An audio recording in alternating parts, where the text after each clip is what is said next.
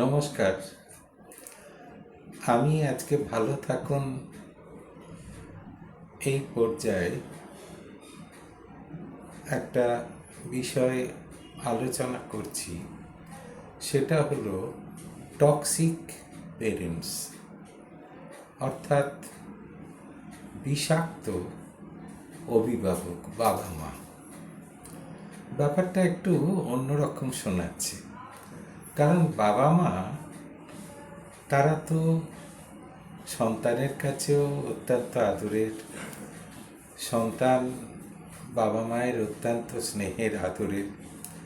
সুতরাং তারা কি করে বিষাক্ত বা টক্সিক হবেন?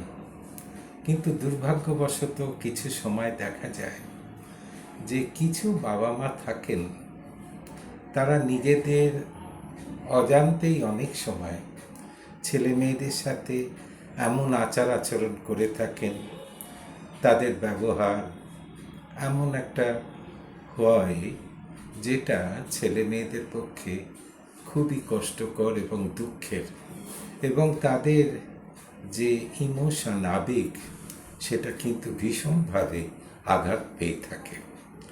এখন বাবা মায়েরা সাধারণত, অধিকাংশ বাবা মাই সন্তানকে স্নেহ করেন। আমরা জানি যে সন্তান অপত্য স্নেহে বাবা মা অনেক সময় অন্ধও হয়ে থাকেন, কিন্তু কিছু বাবা মা থাকেন তারা সন্তানের উন্নতির জন্যে বা সন্তানের ভালোর জন্যে এমন কিছু আচার ব্যবহার করেন যেটা কিন্তু সন্তানের পক্ষে কখনোই তো মঙ্গলজনক বা সুখকর হয় না। অনেক সময় সেই শিশু মনে বা কিশোর কিশোরীদের কাঁচা মনেতে আঘাতের সৃষ্টি করে।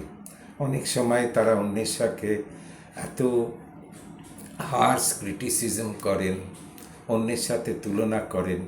অনেক সময় তাদের আত্মবিশ্বাস তাতে কিন্তু খুব আঘাত পায়, এবং তাদের ভেতরে একটা হতাশা, ডিপ্রেশন, এগুলোও কিন্তু আসতে শুরু করে। তারা ফ্রাস্ট্রেটেড হয়ে যায় অনেক সময় তাদের রেজাল্ট নিয়ে, অথবা তাদের আচার আচরণ নিয়েও অনেক কথা বলে।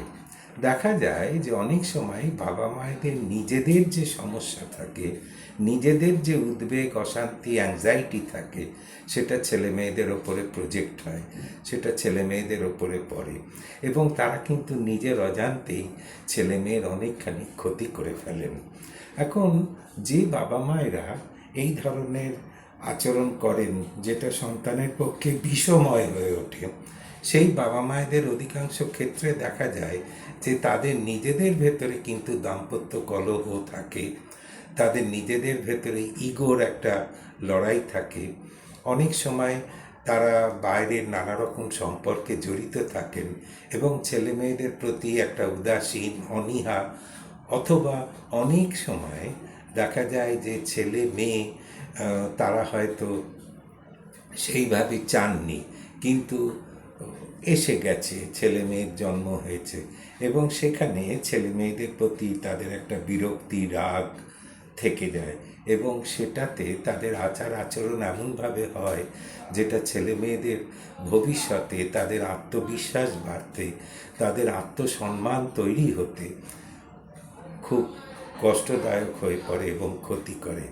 এই ব্যাপারটা কিন্তু বাবা মায়েদের বুঝতে হবে যে তাদের আচার আচরণ, তাদের আচার ব্যবহার যেন শিশু মনকে আঘাত না করে। তাদের যদি পর্যাপ্ত প্রেরণা না পায়, তাহলে কিন্তু তারা কি করে বড় হবে, এবং তারা যাতে স্বাধীনভাবে বড় হতে পারে সেটাও বাবা মাকে দেখতে হবে।